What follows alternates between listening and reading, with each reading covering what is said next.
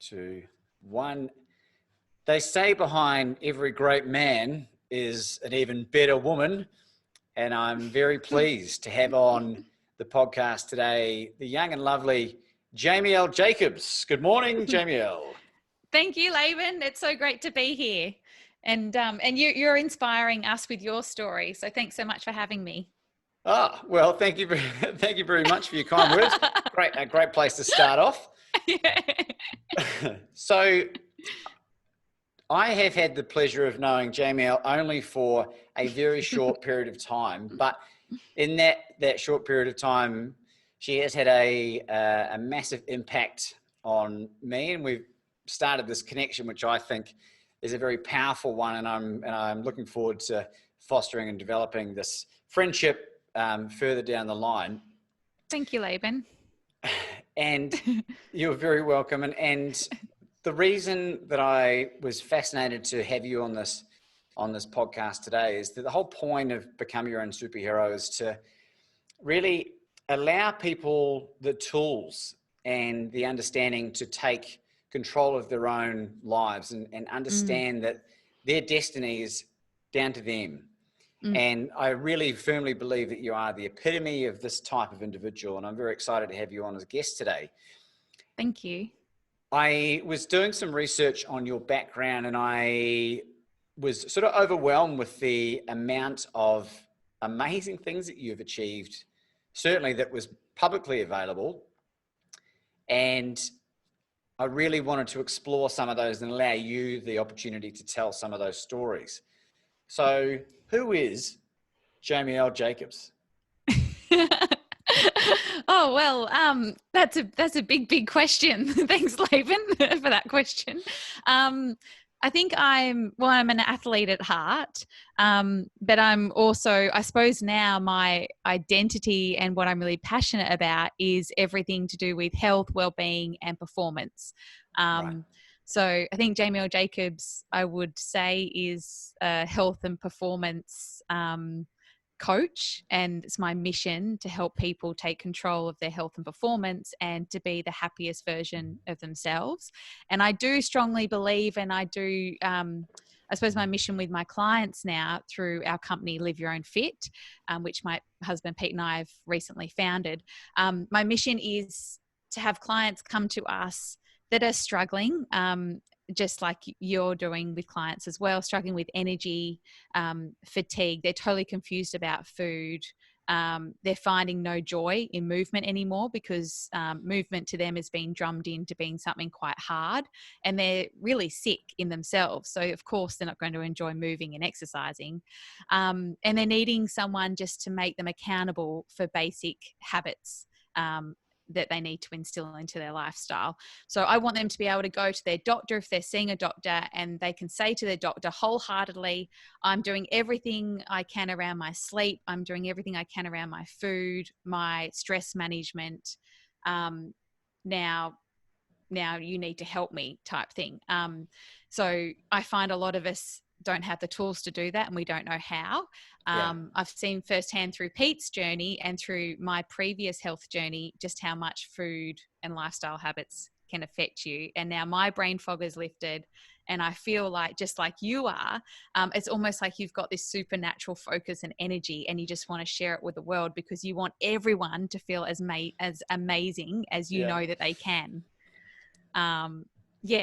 So that's a longer answer to your question. No, it's a good answer. I noticed that you were too humble and you glossed over your athletic background.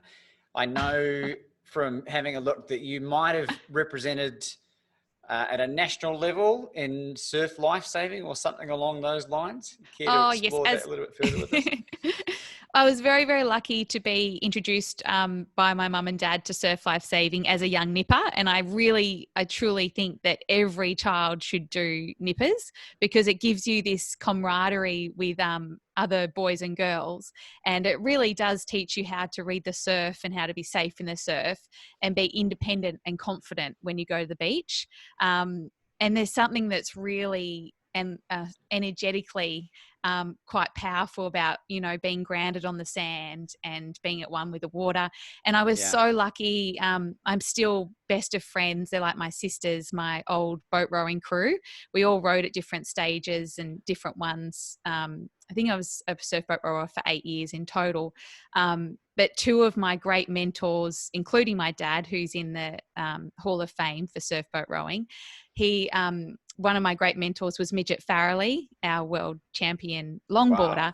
Wow. And he was a real fatherly figure to me, and also Rick Miller, who was also a surf boat. He was one of my coaches and a real fatherly figure as well. So I was so lucky to have this amazing camaraderie with all my crewmates, and they come up now every year for our Noosa Tri, and they've all got kids, they've all got amazing jobs and beautiful husbands and everything, but they say, nah, we're all coming up for Noosa Tri.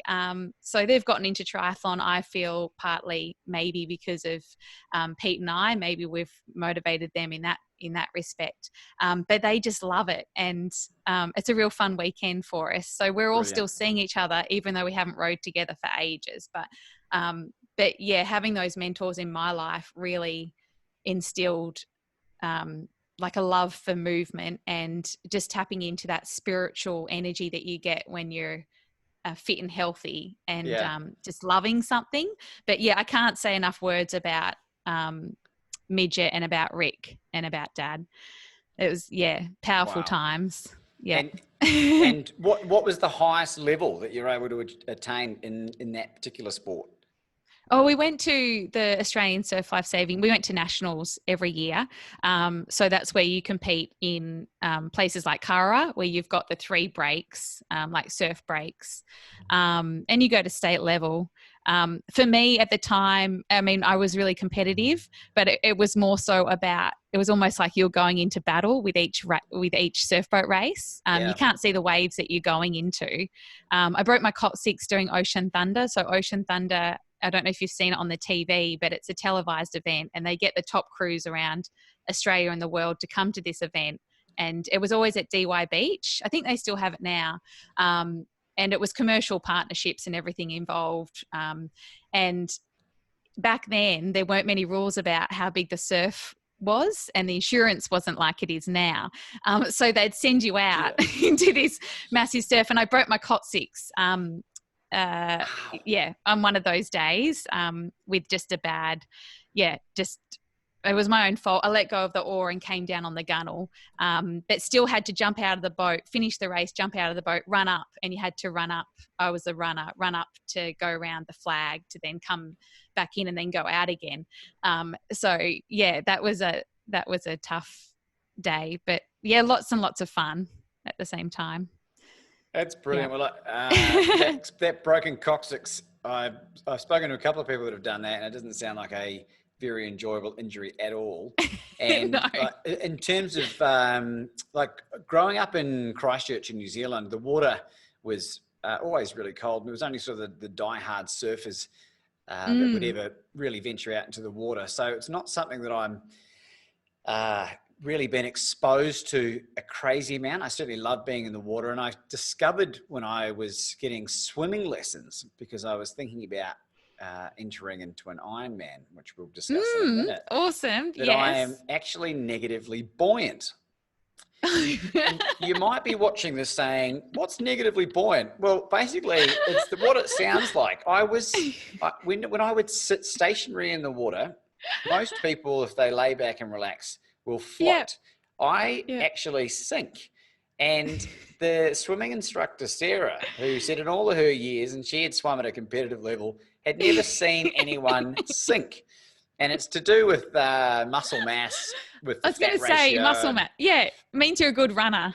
So I'm too powerfully built, so I've got to maybe get a wetsuit that's going to allow me to float. But that's by the by. So the Ironman might be further down the line. But the link to the Ironman is that, not wanting to take anything away from your extraordinary background, the reason that I ended up stumbling across you is through your very talented husband. Yes. Who is a competitive Ironman triathlete. Yeah. Yeah. You've been married for 10 years? Nearly 10 years this Nearly 10 December. years. Yeah. His name's Pete Jacobs, for those that are familiar with the sport. And what can you tell us about Pete's background, just quickly?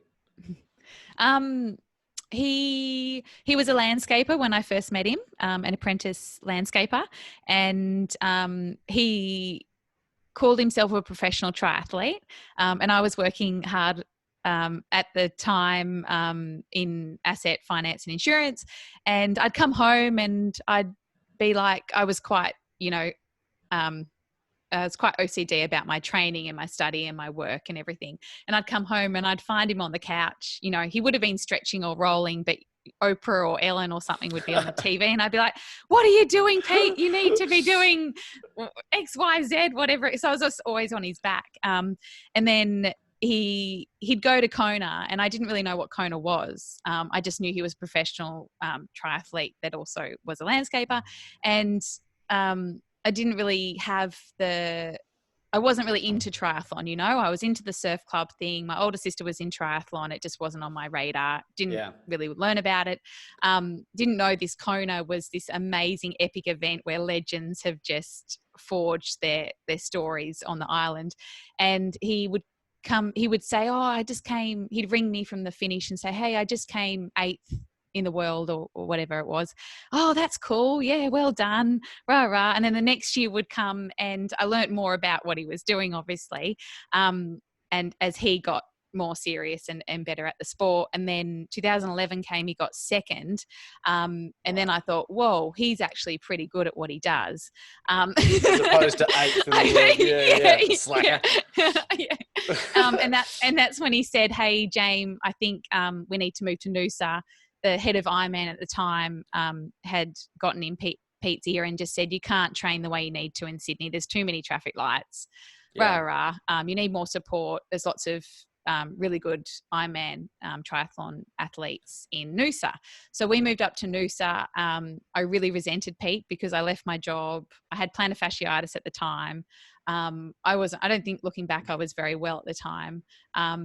And so he trained really hard, and I basically really supported him in that time.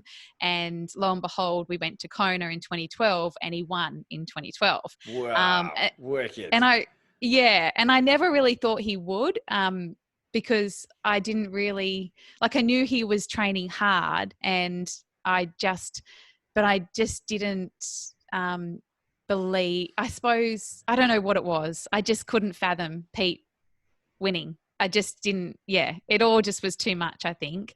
And I suppose I was inside it too much, but a lot of his sponsors at the time were like, Pete's going to win this. And Pete knew he was going to. He said it was the easiest race of his life. Wow. But I don't think I really grasped what he'd put his body through. I think at the time, at the age of, was he 31 when he won that? He'd already done 35 or 40 Ironman at that time. And I don't know how good that is for your body, but he was even though he was the fittest man on earth at that point in time, he was pre-diabetic. If they tested his inflammation levels, they would have been sky high, I think. He had really bad bowels and gut distress. Even before the buzzer went off to start the race, he was still in the toilet just before the race. And days before, I remember him saying, I had to stop a few times on my warm-up run out there and go to the toilet, because he had really, he didn't have a good gut at the time. So I think that level of training and stress load, he was always on the fine line of injury as well. So it was, but now looking back, it's if we only knew maybe how you can do things different, then I suppose it's all a learning experience. He's really grateful for the experience that he had, because now he feels like he's having this journey where he can help others as well. And in his mind he's feeling the best he's ever felt, except for gastro the last few days, that he feels like he can get back, and he feels like he can push his body further in a healthier way and get a much better result from himself. And he's really excited to do that. So I think everything happens for a reason. We're talking for a reason. And we're here now for a bigger purpose, obviously. Yeah. And again, I'm not going to allow you to gloss over the fact that, and this isn't going to be the Pete show. We're blessed with the opportunity to have Pete on his own podcast in the coming days and weeks. But throughout that health journey or the health challenges that he was having, I believe like you were the person that dedicated your efforts to understanding what the hell was going on.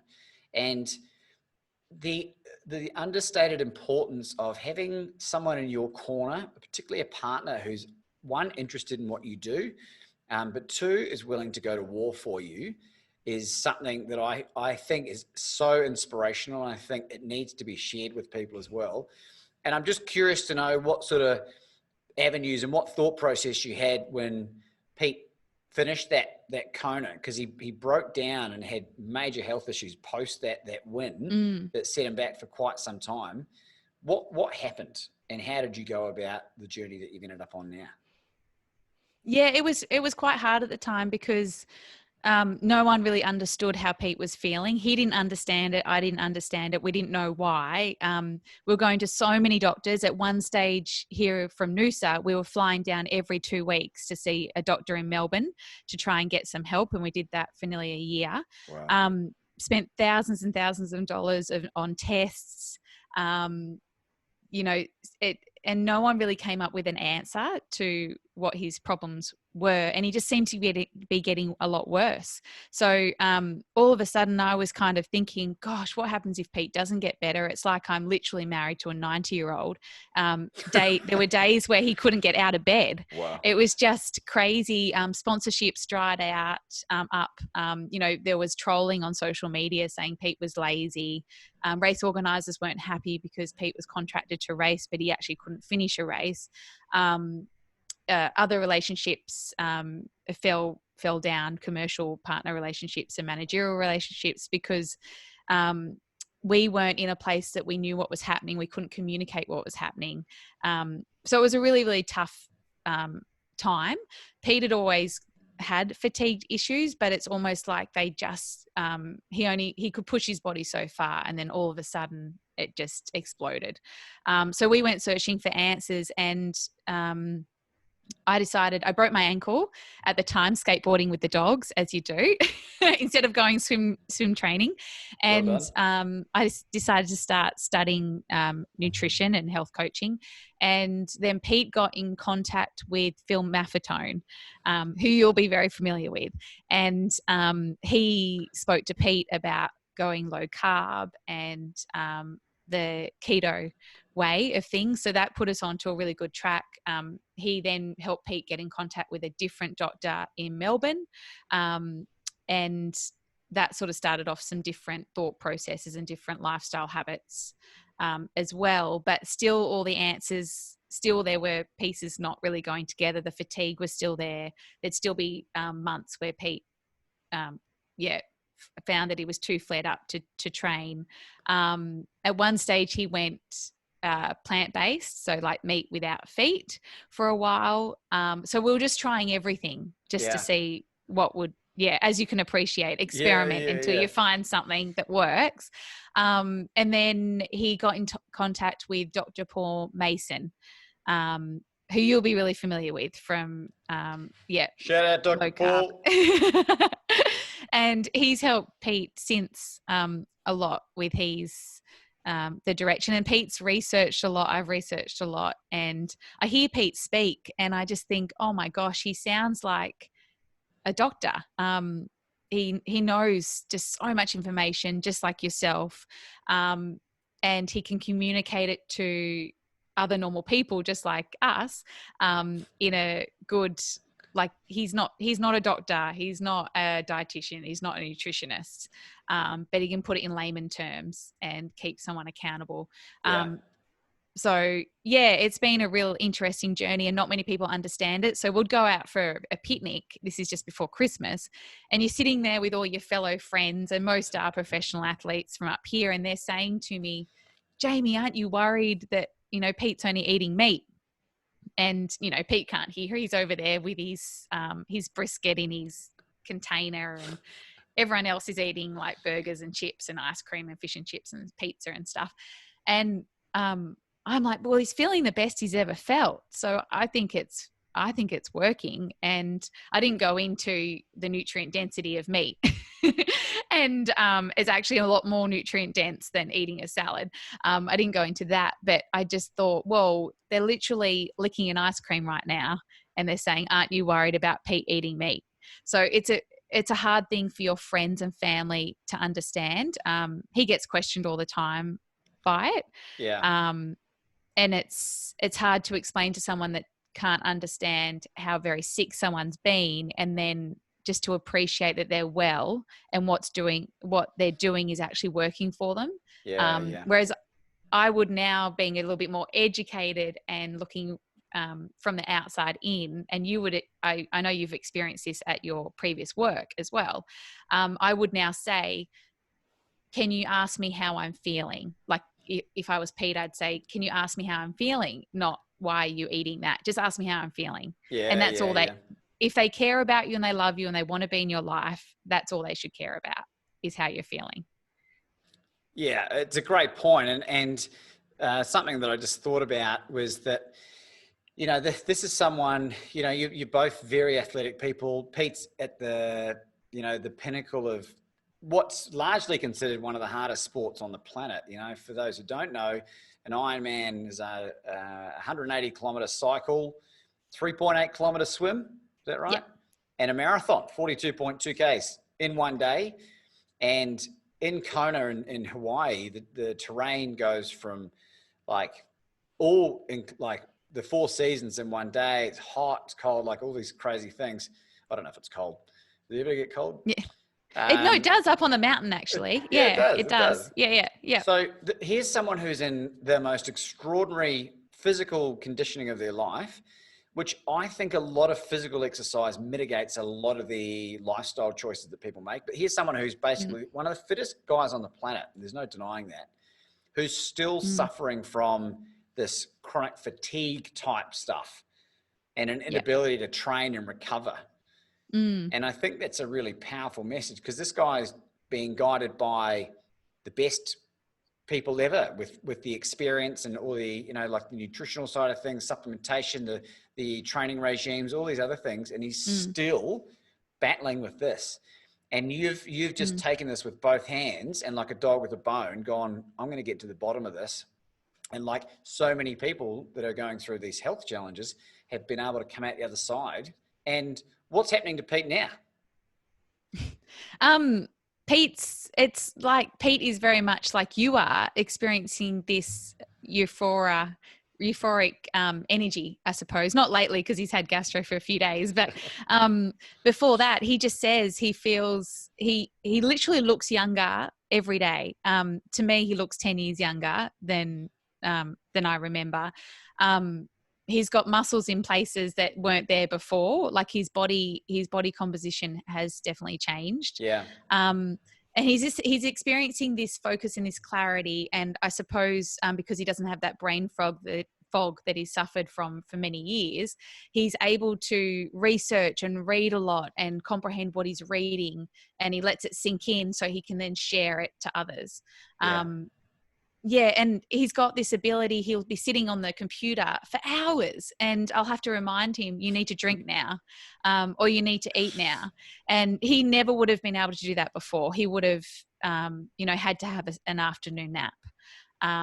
And he's also helped, his mum has had autoimmune issues in the past. His mum has started seeing Dr. Paul Mason as well. And she's found that she's come in leaps and bounds as well. So having that ripple effect on your loved ones I think that's super powerful. There's nothing better, I don't think. There's not, in my opinion, and you nailed it. You nailed it, Jaimielle. And because for the record, like it's not something that you don't follow this protocol as well. You're more whole real food kind of scenario. Yeah. Stuff that you work with. Is that right? Yeah, exactly. So I work with, I suppose me personally, I'm stoked. I can go out like this morning, do a 21K run. I'm not sore. High I five, by the way. recover quick. Thanks. I recover quickly. I don't need any food or water before or during. I feel excellent. I'll be able to train again tonight and do a couple of hours on the wind trainer. And I've got no muscle soreness, no fatigue, nothing. But what I'm really passionate about sharing is food freedom. So not letting food create anxiety. Eating real food gives you a certain amount of food freedom anyway, but also making people conscious that, eating, a high sugar content snack, even in the form of fruit sometimes, it is going to spike your blood sugar levels. That is going to spike your inflammation. So if you've already got issues happening and you're already struggling with fatigue, being overweight, you're a sugar burner, not a fat burner. So doing long aerobic exercise is really tough for you, and you've got high heart rate all the time, or anxiety and depression. Maybe going more low carb than what I am is going to be good for you. So everyone is really different. I suppose I follow more I'll make banana bread, and I'm gluten free. So I'll throw in some almond meal or almond flour and a couple of tablespoons of honey, and that's it.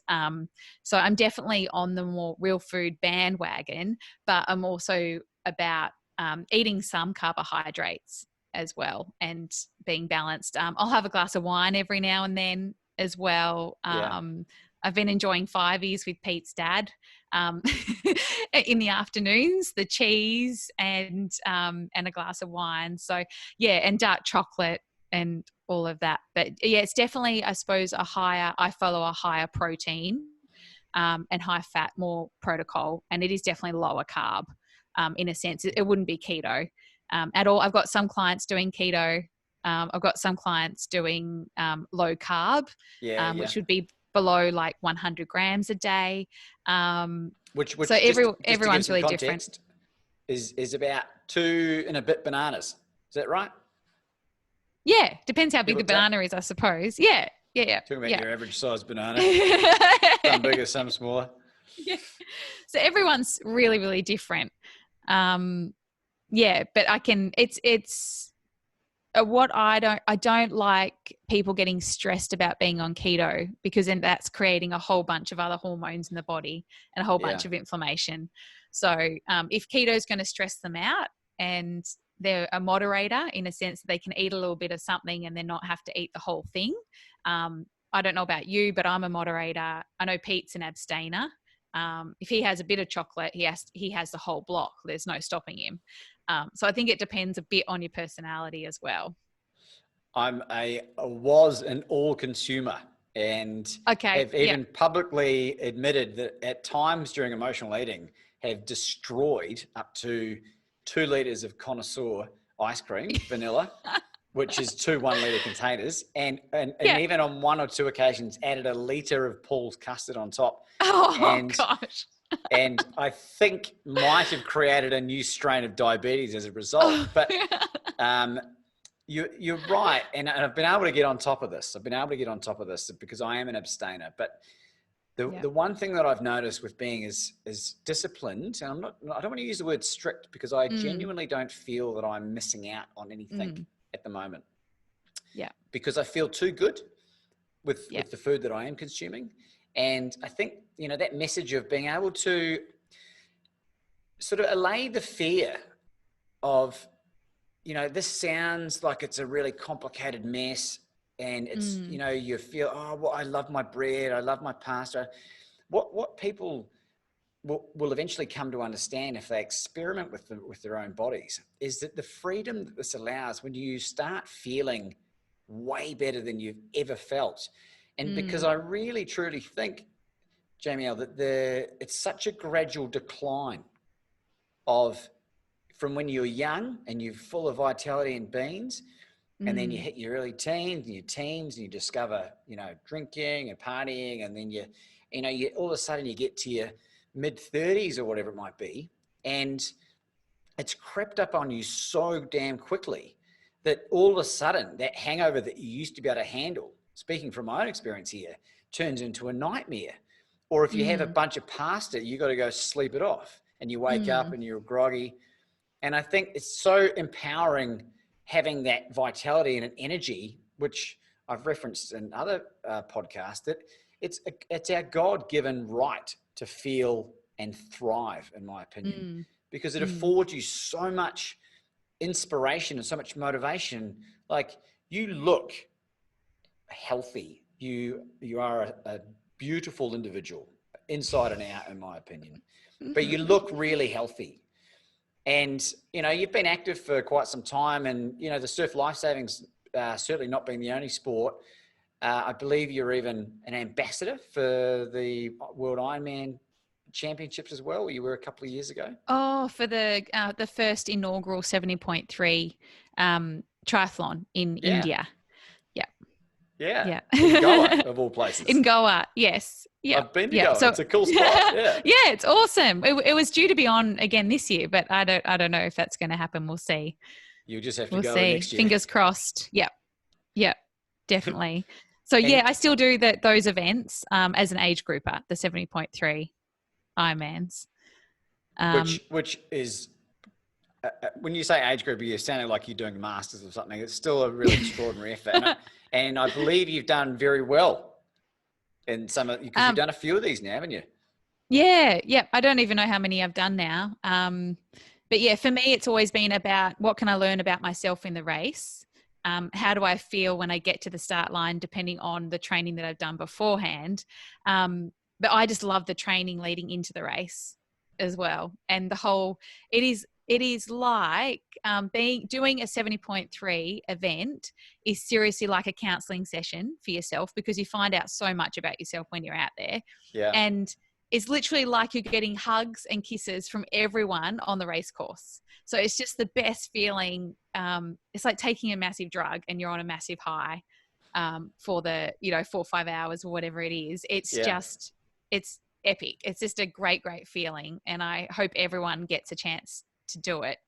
You do need a really good family support network to be able to train for something like a 70.3. And there's a lot of other people in the background, volunteers, the race organizers and stuff that makes it happen. But yeah, just being grateful for that experience and then learning something about yourself when you do it. Like, what mantra can you bring into the race if you have race anxiety? I've always had a lot of race anxiety myself, but that's coming from a place of maybe not having confidence in myself. So yeah, for me, that's been a real something I've had to work. Yeah. Something I've had to work on myself. Self-discovery. It's been a self-discovery with each race. Because I'm always comparing myself to the pros, like I travel with Pete over there. It's their job. It's a different mindset. And I suppose I've always put down my performances and the reasons why I'm doing it, because maybe the self-worth isn't there. So it's something that I'm really passionate about passing on to other people. And is sharing that, it doesn't matter. Everyone's the same, just like you say. Everyone is exactly the same, even though they're doing it for their career and whatever else. It doesn't mean what they're doing is much more important than what me as an age group is doing. And you've got to have self-worth and self-respect and self-love to be able to even put yourself into a position for training for something like an Ironman or a half Ironman. And that's something that I'm really passionate about instilling in people, is that self-worth and that self-love, because you don't even realize you don't have it. But you can't get healthy and you can't get fit and look after yourself if you don't have self-worth and self-love. So that's a big piece of the puzzle. Amen, sister. Amen. I could have said it better myself. I'm not even religious. Well, shorter. You could have said it shorter. No. It's perfect. It's perfectly succinct. Because let's imagine someone is watching this now, or they're listening to it, and they are raw. They are never run more than a kilometre. They're a bit overweight, fairly sedentary type of lifestyle. The thought or the concept of running 21 Ks and a half Ironman and swimming 2 Ks and doing a 90 K bike ride is so far removed from their minds. What do you tell them to inspire them to want to do something like this? What's the reason? Why is it so important to do something like this? Well, it probably wouldn't be the half Ironman at first. It probably would be the 5K at first or the 10K event. But I would say it's about, about them, it's about instilling a certain amount of self-love and just purpose for them, and what's their why. So often they don't know what their why is, but when they sign up for something like a half Ironman or a 10K event, they soon get in touch with their vision, and they get really passionate about their vision, and they get really in touch with what their why is. So it's almost like the result, them crossing that finish line really means nothing. It really becomes about the journey, and they're a different person when they get to the finish line. So that finish line really it doesn't mean much in a sense. It does, but in a sense, it's all about the person they'll become throughout that journey, and what ripple effect can they have on their family and friends. So there's a beautiful client that I'm working with at the moment, and she's in America. And she's a grandma. She has a full-time stressful job. She has beautiful kids, and it was actually her son that put her in contact with me, who's an Ironman athlete who did our 12-week program. And she'd never run 5 kilometers in her life. She never ran in her life. She didn't own running shoes. So she went and bought some running shoes. We set a goal. She already had a goal of 5 kilometers, and she wanted to surprise the family. She ended up losing a ton of weight or waist circumference around her waist. Yeah. She's gone low carb. Her husband has changed as well. Her daughter, who has kids, and she's in her 20s, she ended up getting a pair of running shoes, and she's now training with her. And everyone at work is saying to her, like, what's happened? You're a different person. And yeah, at first it was all about not wearing Spanx to her friend's wedding. And now she's running 5K every weekend. Like, she's just, and yeah, she looks younger. Every time I see her, she looks younger. And it's all her. She just needed someone to say, to ask her the questions. Do you love yourself? Do you do any self-love practice? Maybe not. I know with her, she never realized that she'd never actually said, I love you to herself. And I don't know about you. I know you're really conscious, and on been on a really good self-discovery. So you probably have. But I know Laban, I love you, bro. I love you. Yeah, that's awesome. But so many people haven't. It feels weird. It feels weird. It feels awkward. But like anything, once you do it enough, it just starts. Yeah. Laban, I love you, man. Yeah. It's that simple. That's awesome. That's awesome. But that was a massive game changer for her, because she realized she had these self-trolling thoughts all the time, saying you're ridiculous, you're not an expert, all this stuff that you bring into your working life as well. That just isn't true.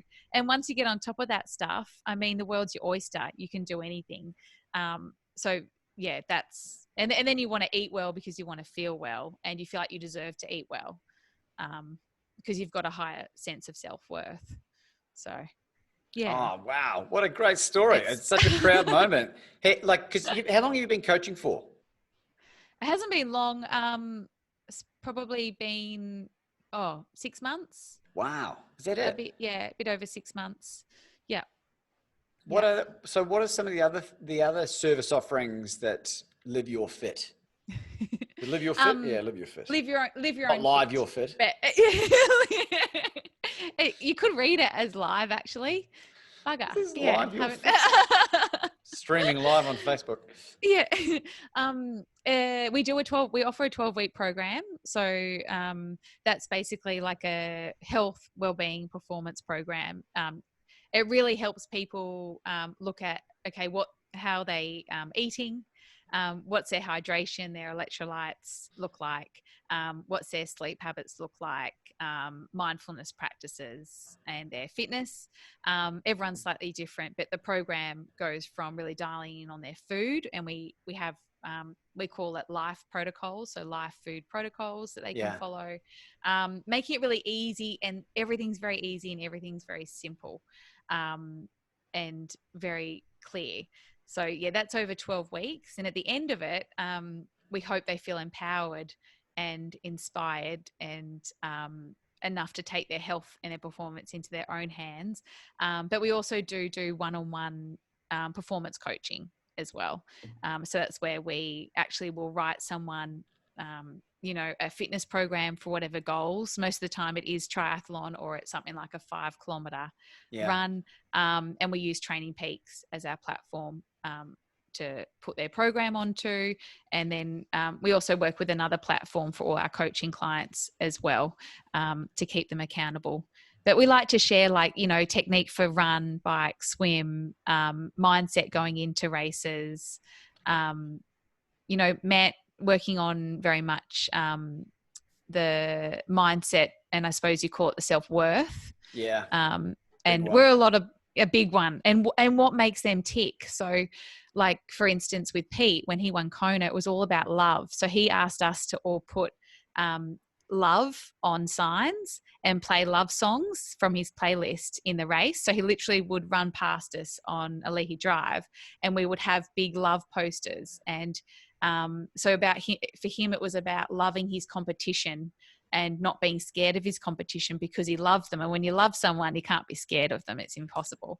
And being grateful for the experience. And looking back now, we're like, hang on, that just came naturally. That was an instinct that was felt at the time, and that he connected with. He felt confident in himself to connect with. And now we go, that was super special. And that's something that we want to try to instill in others, what makes them tick, and do what they do, because it's always something. And we're emotional human beings, so not being scared to be emotional at the same time. So. Oh, wow. Yes. That's such a powerful message for anyone just listening to this. There was a guy who wouldn't be well known in certainly Australia, but he's a very successful keynote speaker by the name of Steve Siebold. And he was a professional tennis player in the Andre Agassi era, and he never made it within the top 500 nationally, or globally rather. And his coaches said to him that he wasn't mentally strong enough. And off the back of that bombshell sort of information, he dedicated the next 30 years of his life to interviewing and studying the world's elite and what he calls the world class. Pete certainly fits into that. You certainly fit into that, like with the way you go about things. And he started to figure out that people that come from a place of that are the upper class tend to come from a place of fear and scarcity. He said, but true world-class individuals come from a real place of love and abundance, and understand the importance of being able to share in order to receive. And I think you've absolutely nailed that whole concept. And then as a result, the Steve Siebold guy created a very successful business by adopting, and became very wealthy as a result, by following all of these people. And most of them were self-made millionaires or athletes. And there was only a couple of people that had inherited, major inherited wealth. And those people seemed to be absolutely miserable. So it's just interesting hearing what you're saying there, and the Titan concept as well. It's extraordinary. You don't realize it's exciting to look back on after after it's all been, and just go, yeah, okay, that's why certain things unfolded is, but you just don't realize it when you're in there in the moment of it. It's always a work in progress as well. It's constant growth. And this all hasn't been roses either. What are some of the major challenges that you've experienced throughout the whole course of this journey? I think it's been stressful at times, because Pete took off 2018 away from the sport. And I suppose it's like any partnership. When you're in a partnership, you can often put the other person first and forget about your needs and your purpose. So I think that's been a little bit hard, and I haven't always understood Pete's fatigue 100%, because I haven't had that fatigue. I would have things pop up like plantar fasciitis that would niggle me, and I'd have to, at one point I took a whole year off running because I couldn't get on top of it, and I was still eating the grains and the sugars and stuff back then. now I don't have those flare-ups. It just doesn't happen. That, yeah, not having that real deep fatigue that he would feel, and then seeing the frustration he would feel towards me because I didn't have that understanding, and sometimes I would get frustrated. So yeah, those times have been really difficult, and I can all and honestly say I can't imagine the hard times that we went through together in partnership. I can't imagine ever having harder times going forward. I feel like we've already had them, and we're really stronger for it. And I'm really grateful that we're at a point where we are now. We're really learning new things about each other all the time, and we're really grateful for each other, and we wouldn't change it. But yeah, it definitely hasn't been all rosy. It's yeah, I mean, any professional athlete and anyone anyone doing life isn't easy, is it? And you do certain things, but I heard Peter Bruckner in your interview talking about how lots of people think being a professional athlete is all rosy, and they'd love to be one because exercising all day and getting paid for it is, it's a really good thing. But you live and you breathe your career every second of the day. It's always there. And everything that you do for yourself, you're thinking, is this the 1%er that could make me a world champion tomorrow, or Olympian, or whatever it is, or get picked for the team? Yeah. And so often you're away from your loved ones for, months at a time. And yeah, so you have to become very resilient, and you have to have a real, a strong inner guidance system, and a real strong confidence and self-worth, as a professional athlete. And I used to ask myself, what's the difference between maybe an athlete like myself, like a weekend warrior who competed at a national level. Yeah. Who would like to, what's the difference between myself that's a weekend warrior as a triathlete compared to the professional athletes that I'm training with, because there's so many of my friends up here are. And I do think it's a difference in ego, very much so. And a difference in that they're so used to being by themselves and being quiet, but they don't even realize it. That they've instilled this quiet self-worth and quiet self-confidence, that they're able to follow their purpose and be resilient. So whatever comes their way, and there's a lot of athletes in Noosa that I'm close with that have had to go through lots of things to get where they are today. Yeah. Not just Pete. And they've all got these amazing stories and these amazing journeys. And I feel like so many people that maybe weren't gifted enough with the means to be to build those foundations and be a professional athlete, and really tap into their ego and get to know themselves better, they wouldn't be at the point where they are today. So they've had the opportunity to get to know themselves really, really well, to be able to instill that self-worth and that confidence and that quiet conviction, that their purpose is very clear, and their resilience is very, very high. So I do think that's the big difference, is they just know themselves better, and maybe they love it. They have this deep, deep sense of self-worth and self-love, and that is what enables them to do what they do as a professional athlete. Because to line up on a starting line, I think as a professional athlete is stressful, but they've somehow got these coping mechanisms, and it all comes down to a quiet confidence. I feel. Yeah.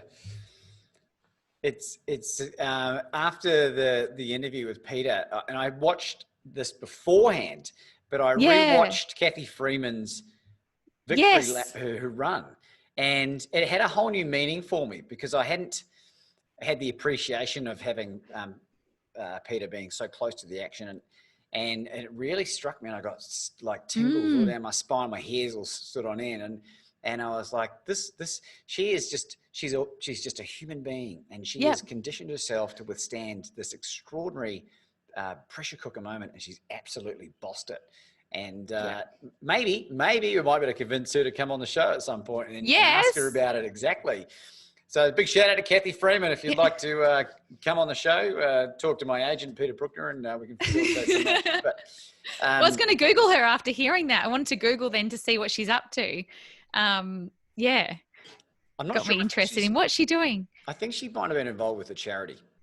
Okay. The Kathy Freeman Society or something along. I don't actually know. A little bit remiss of me, but we will find out, and maybe we'll get her on the show as well. Yes. And one of the things that, just to deviate slightly from the athletic performance side of things, something that struck me in our phone conversation the other day, which was absolutely lovely, was the story in which you met your lovely husband, Pete, and the process in which you put in place to be able to facilitate that. And I just wondered if you might be comfortable sharing that story with us.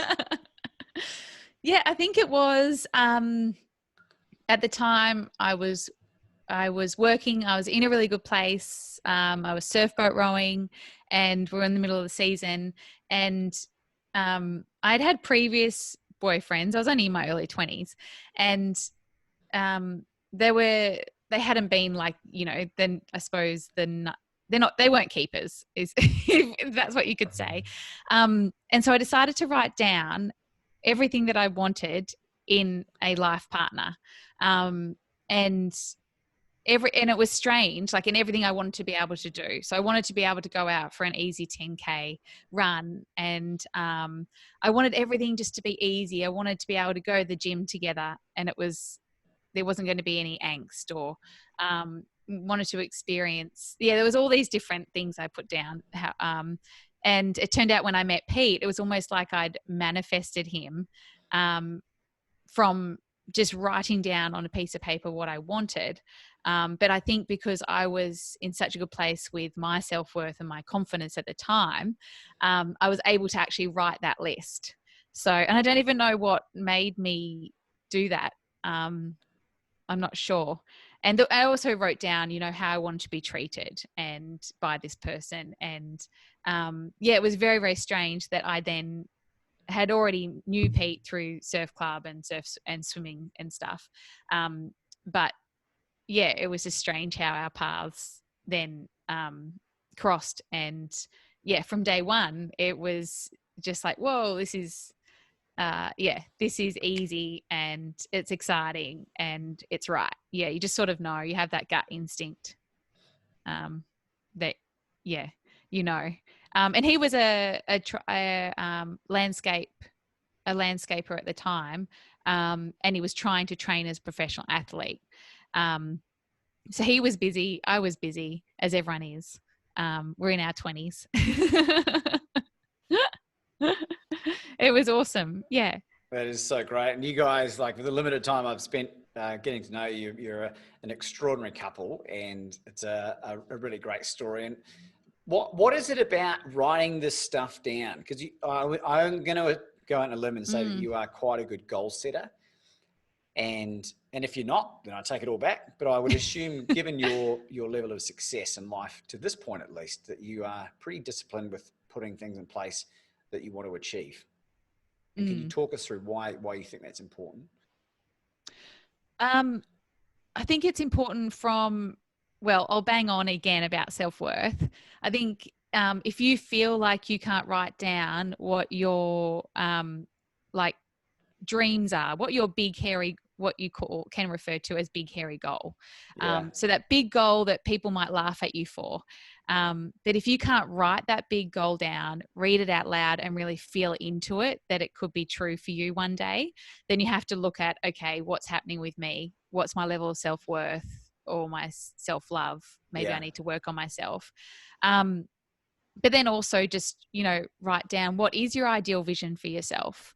I don't think many of us actually ask ourselves that. I mean, at school, were you ever asked, what's your vision? Like, what's your ideal vision? If you really tapped into it or did a guided meditation with someone that took you through your ideal vision, has anyone ever done that for you? Or that's a really special, unique opportunity to be given. So if every school child, instead of going to your career advisor or being hassled to pick your I think they're called electives, for year 11 and 12 study. Because this is going to place you on a track for the rest of your life, and this is going to be your career.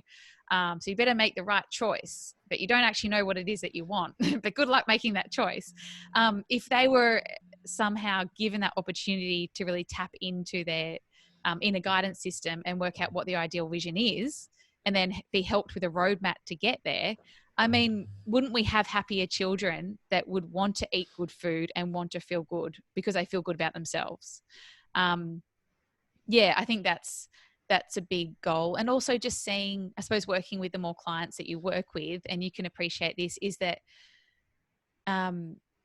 you see the aha moments for them when they don't know what's been stopping them. But a lot of the time, the only thing that's been stopping them is themselves, because they don't actually believe in themselves. And that's one thing my dad, launching your own business is scary, and walking away from a career in Sydney was really scary. Because you're walking away from independence and, financial independence and purpose. And I just remember Dad, and he still says it today when I speak to him on the phone, he just says, you've always got to have belief. Like, belief is number one. If you lose that belief in what you're doing and the belief that you can do it, then you're not going to be able to do it. But that's the only thing that stops the people from not moving forward and from giving up too late, is just belief. And everyone struggles with it, but it's almost like you need to put the mentors in place and the tools in place to have that belief. And I feel like writing down on a piece of paper it helps my belief.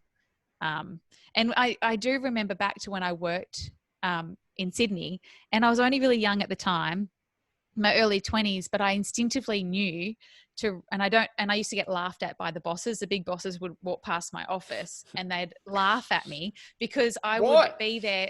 Yeah, I would be there with A4 pieces of paper that I'd printed out, and it would be like quotes that I had written. So it was, one was persistence beats resistance. Like, I would have 10 quotes around the room, and that was my office. And every day I'd be looking at those quotes. And then looking back now, I think, why did I do that? It was just me reconfirming back to myself and my subconscious what my beliefs were to help me move forward and achieve what I was doing. And I always wanted to be the best at that job. I was very competitive, and I just knew that was going to help me do that. So anything that helps you, I feel like, put a Post-it note or a business card in your wallet, and it might just be, I love you. So every time you look at it, you go, I love you. And that might be the difference between you connecting and having a relationship and reaching out to someone like Peter Bruckner or Kathy Freeman, to you not doing it. And then that, and then you've missed out on all those little ripple effects and those opportunities. That's, did I answer the question? Beautifully. And just for the people listening, like, just to confirm, like, Jaimielle, you're not a robot or a cyborg. You are literally just a human being. You haven't been programmed with any of this amazing data. Is that correct? Yes.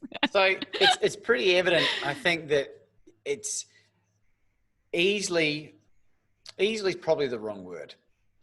These types of habits take time and discipline, but I can't say to anyone, do this. You've got to get to that point. But if you could, if I could give you an injection of how I feel, and you could give people an injection, Pete could do the same, and Kathy Freeman. It would be like the shortcut to being, God, my God. It's like, and I liken how I feel recently to Bradley Cooper in Limitless, one of my favorite movies, if you haven't seen it. And I love Bradley Cooper. Well, who doesn't? He's a handsome devil. But it's that feeling. It's that feeling when he nails the writing of his book just in a few days, and he's achieving all the stuff. Like, my levels of productivity have gone up like through the roof, and I'll continue to talk about them. But I think, Jaimielle, I think this has been a really extraordinary conversation, and I'm so grateful that you're able to share so much of this information with us. And I think it's going to be super important to have you back on at another point in the not too distant future, so that we can reflect on some of the stuff that we have touched on today. And there's a whole other area of your life that we haven't even looked at, and that I would love to explore with you further. But unless there was anything else burning that you had to get off your chest.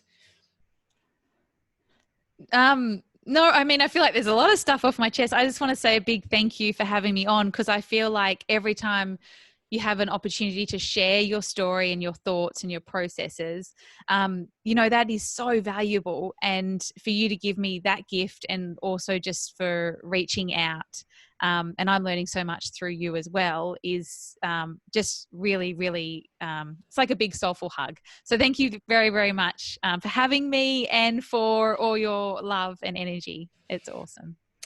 Well, look, you are very welcome, and it is totally reciprocated. I feel the same with regards to, like they say that you're never too old to learn and you're never too young to teach. And that is just, I'm learning every day, and, trying to just those little incremental improvements rather than trying to make giant, massive goals. And thank you for taking an opportunity, taking a chance to come on this conversation. And I'll finish on a quote. Yes. And it's awesome. by Zig Ziglar, who's a world famous sales trainer, which some of you would have heard of. And he was also a really good runner. He used to, even as an older man, he's dead now, but as an older man, he was able to run at college level pace, I think, in his 50s and 60s, which is very impressive. But he said, wow, you can get whatever you want in this life as long as you help enough other people get what they want. Have a great day, everybody.